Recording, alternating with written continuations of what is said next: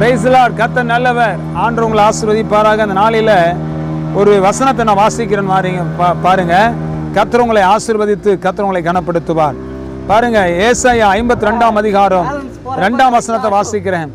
தூசியை உதறிவிட்டு எழுந்திரு, எருசலேமே வீற்றிரு, சிறைப்பட்டு போன சீயோன் குமாரத்தியே, உன் கழுத்தில் உள்ள கட்டுகளை அவிழ்த்து விடு.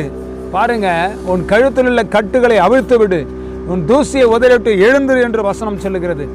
எழுந்திருங்க, கர்த்தருக்காக நெல்லுங்க, பெரிய காரியத்தை சாதிங்க, ஆண்டவருடைய சமூகத்தில் பிரகாசிங்க.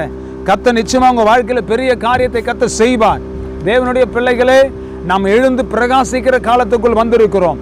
கர்த்தருக்காக எழும்புவோம், கர்த்தருக்காக பிரகாசிப்போம், கர்த்தருக்காக பெரிய காரியத்தை சாதிப்போம். கர்த்தர் நம்மை பெரிய காரியங்களை செய்வான். உன் கழுத்தில் உள்ள கட்டுகளை அறுத்து போடு என்று வசனம் சொல்லுகிறது.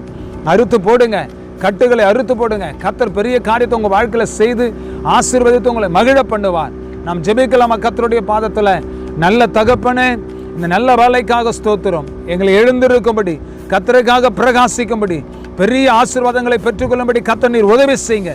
எல்லா தடைகளை உடைத்து போடுங்க. அற்புத அடையாளங்கள் நடக்கட்டும். கர்த்தர் கூட இருங்க, பெரிய காரியங்களை செய்யுங்கப்பா.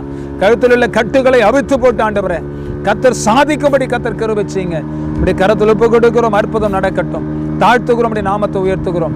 கன மகிமைக்கே செலுத்தி இயேசு கிறிஸ்துவின் நாமத்தினால ஜெபிக்கிறோம் நல்ல பிதாவே.